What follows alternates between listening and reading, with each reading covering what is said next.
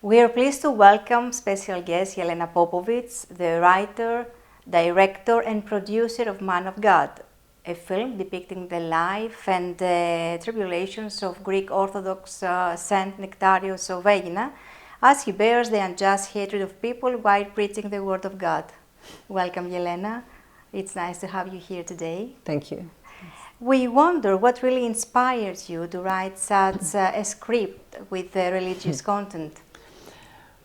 Well, the truth is that I never thought that I was going to write a script about saints or a saint, even though I do have faith and I'm part of the church, but in my mind, I was going to write stories that inspire people, that are positive, that help people overcome obstacles. That was always something that interests me. But I never went that far. Even though obviously reading about saints, and I did about many different saints, it's beautiful and it's inspiring, and it was part of something I was doing. Until 2012, I didn't know much about Αγίου Νεκτάριο. So I just randomly bought another book about another saint that's beloved and venerated that I heard about, but I didn't know much about. And I read the book on the plane. I was in Serbia at the time, and I bought it in my native language, Serbian. And I read it on the plane flying back to Los Angeles, where I lived at the time. Something struck me about his story. And not only that it's as inspiring and beautiful like all the other stories of the saints, but there was something very personal to me about it. And something that I believe that I can relate to on a very personal level. And probably because of that, I thought that I could write a film about him. And I thought that his story, apart from being inspiring, it's very valuable, and especially if it's told nowadays. And I simply saw that it could be a great movie. Now, that was just the beginning of the journey. And that's how it started. And then I started to do the research. I read different biographies, and it took a while. That was 2012. So if I tell you I went to Aegina for the first time in 2013, and then I came back again in 2014, and it was only in 2015 that I told abbot of a monastery in Arizona about my idea to make a film about Saint Nectarius. What was his reaction? Well, he was obviously he said it's a wonderful thing to do, and it's a wonderful idea, and they, as usually, they don't say too much, but he said that he gave me a blessing, and he said that if it's God's will, it's going to happen. So but that's the first time I actually told anybody that I was going to do that. So that was 2015. Yes, it took a while, and now we are here, and hopefully we're gonna start shooting very soon. How has your faith impacted the process of making this film?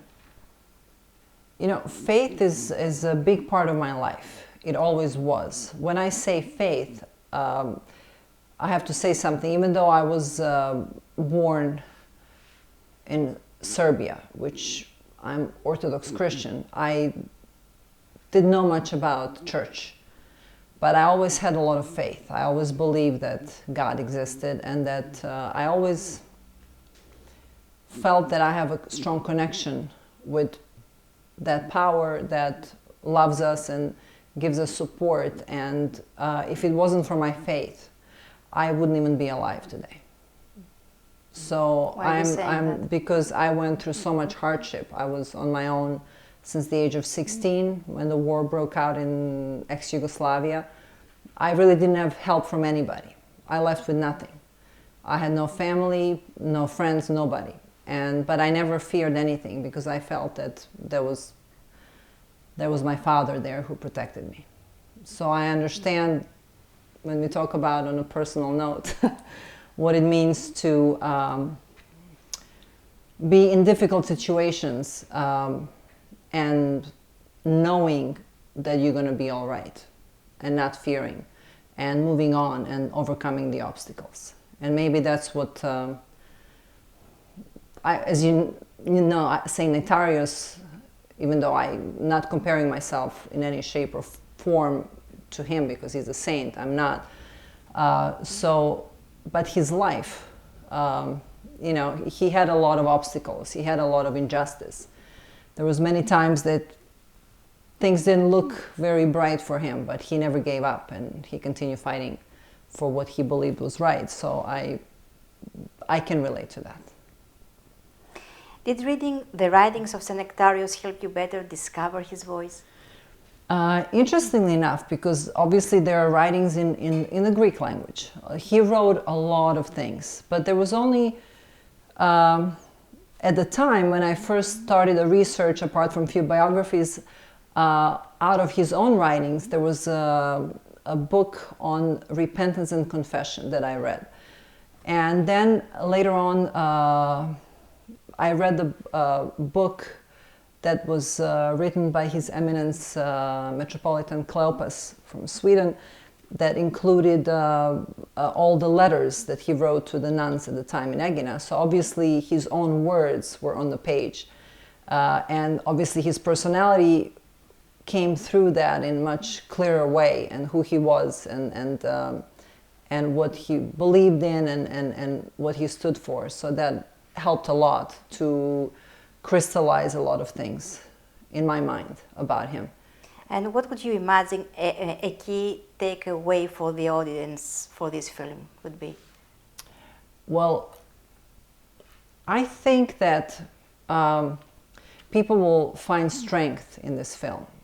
I think that, as you know, most of the people, if not everyone, we all deal with injustice, with difficulties, with problems, and sometimes it seems like there's no way out. So I think that this film will help people to not give up, to continue fighting, living, and knowing that there's always somebody else out there that also has it really hard, maybe even harder than ourselves. And it would just give them hope to continue their journey and to have a life that they desire and want. That's basically what I think people will take from this film. It's hopefully they're going to be encouraged. Recently, you met some of Saint Nectarius' family members. How was this experience? What did they tell you? You know, that experience was amazing for me. Not only that I felt honored to meet his family members, that's amazing, but I've had a special experience in meeting them. I met them at the place where Agio Nectarius' nephew lived, and worked and wrote, and where he painted the icons of Agio Nectarius. And there are a lot of items that belong to Agio Nectarius. They're there. So it felt really special, like to be there. And I'm grateful that they wanted to meet with me. And I felt, I cannot speak for them, but I felt that they were, in a way, and they said that they were happy to have met me, because they were relieved in a way to see that our team, myself and our team, that we really care about this project. It was important to them. But it was for me, it was a blessing to have met them. What prompted you to decide to make the shooting in English and not in Greek? Because I think his story is a universal story. And that's what I think inspired me to write a film about him. I think that regardless of people's beliefs, religious orientation, any of that, I think people will relate to him, and they would I believe they would gain a gift from watching his story, and I think it would inspire people. So, and that's why I think that not only for Greece, I think his story should be told everywhere, and I think it's going to have an impact. And is that the reason that you chose actors from all over the world? Yes, yes. But that's part of producing. You know, you have a, when you're making movies,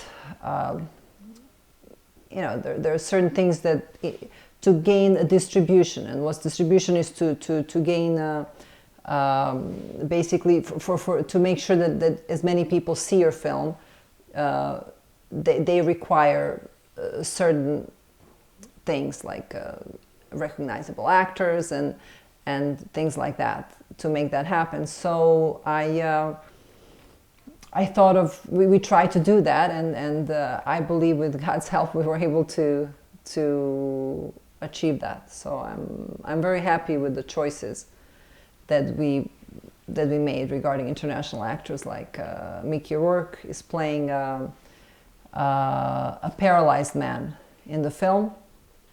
I think he's a great actor, and he is perfect for the role that he's going to play. And Alexander Petrov, who is apart from being a superstar in Russia, he's a very good actor himself, a talented actor, and I'm looking forward to working with him. So I'm very happy that we have a chance to have them in our film.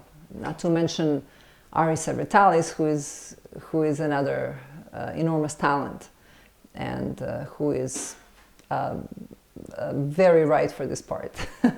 Was it easy to persuade superstars like Mίκυ Rurkk and Alexander Petrov to take part in the movie? You know, it's never easy to get hold of people like that and to have them read the script. Obviously, there is a certain procedure that you follow. You have to go through their agency and things like that. But if you get a chance to reach out to their agent or a manager on a level where they're interested in showing the script to their client, then it comes down to the script. And they liked what they read, and that's why they were interested in doing it. From the information you have, what was Mίκυ Rurk's reaction, for example? What was his reaction? He said he could relate to the part that he's going to play, that he understands. And obviously anybody of that caliber would want to play the part that they can relate to, because these people, they work on a very deep level. They care about their craft, and things that inspire them, things that they understand on a personal level, those are usually the things that we'll be choosing to do. What about Alexander Petrov, with whom I think you talk more? I did. With Sasha, I actually went to Moscow, and I met Alexander after our meeting with Sony, Russia Sony, who's interested in distributing the film in Russia, obviously. And he expressed, I mean, again, I feel he's gonna express his own opinion about the story and the script, but clearly he was moved by the story, and he liked the story, and he is very much looking forward to doing the film. And we got along really well on a professional level as a director and him as an actor. I tend to work well with actors, because I studied as an actress and in a theater, and I understand the work of an actor. So that's my strength in a way, working with as a director. That's one of my strengths, is working well with actors. As far as the filming is concerned, I understand that you had made some plans, but we have got these restrictions with the coronavirus outbreak. So how have these restrictions changed the initial plans? Well, we were ready to shoot on March 16th. And everything was ready, everything was, I mean everything. But right before that, they put a stop to it. We were hoping maybe to even get a week or two before a lockdown, but it happened that we have to just take a break. However, everyone is on hold and everybody is very excited to continue working on this. And in a way, it was obviously, this is a serious issue, and I hope it gets resolved. May God help us to get resolved as soon as possible. It's a difficult situation. That's a priority. But when we were talking about my film, I feel like, okay, that's another obstacle, but Saint Nectario has had many more obstacles, so I believe that this film will have obstacles, and we have to just do what he was doing, be patient, and continue moving forwards. And the plan is to shoot, hopefully, by the end of May, to resume the shoot. We understand that it is not an ordinary film. Mm-hmm. So could you tell us some things about the costumes, the music? Well, again,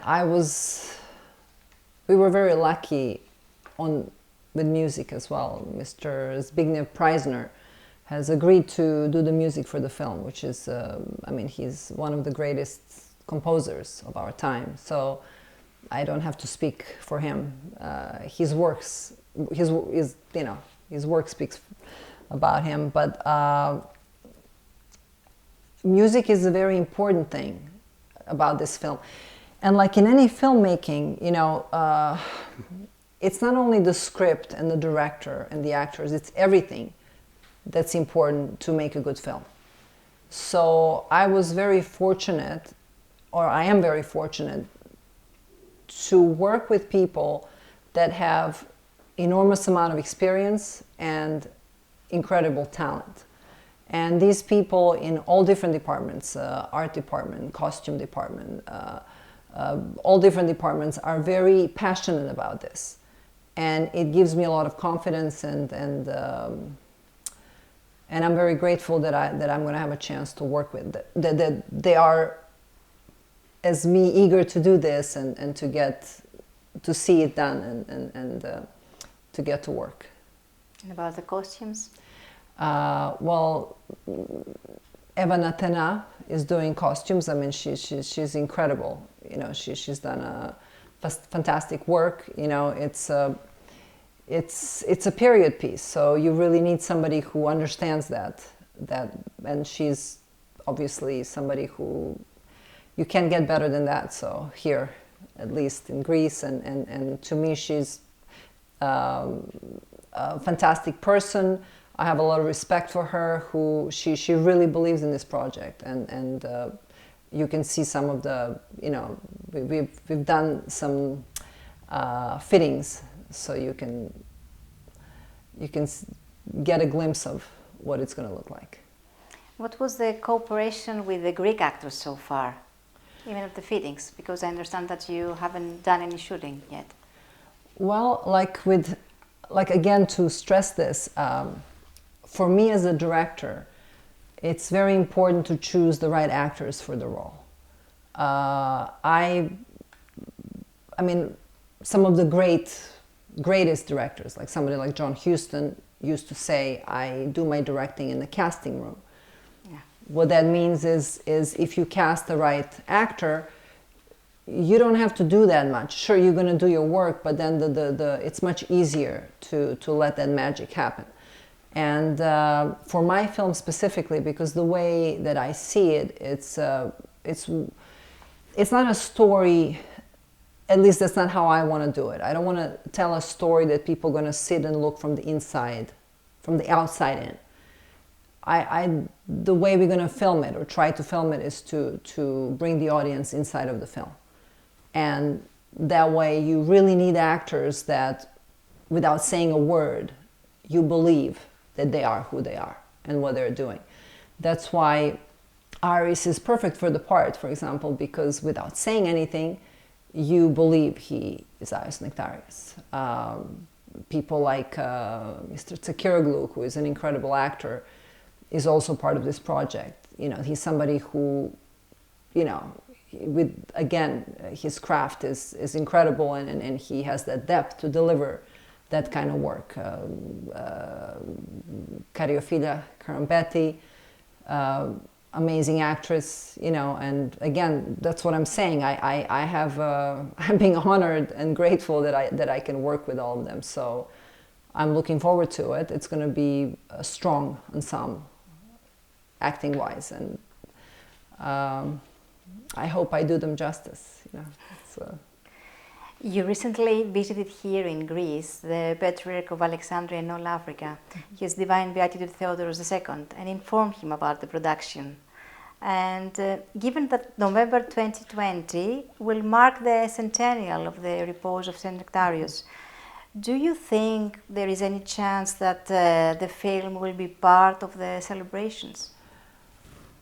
I think only Saint Nectarius knows that answer right now. That's right. No, I believe it can, because if we, obviously, this is not going to be because of the restrictions. We can't shoot it anymore in 6 to 7 weeks straight.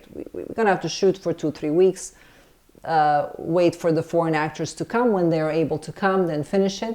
But I think, God willing, if everything goes fine, we should be able to deliver the film by that time or around that time, at least to mark the 100 years of this great saint's repose. And you had even the blessing of His Eminence Archbishop Macarius of Australia, right? I got his blessing. I'm honored and grateful for that. I mean, obviously, it's wonderful. The support from the church is very important regarding a film like this, and I'm very pleased that I got his blessing, and I'm grateful to him. It is a blessing. It is very important that the clergy is with you as well in this attempt. I don't know. I feel humbled. I don't feel.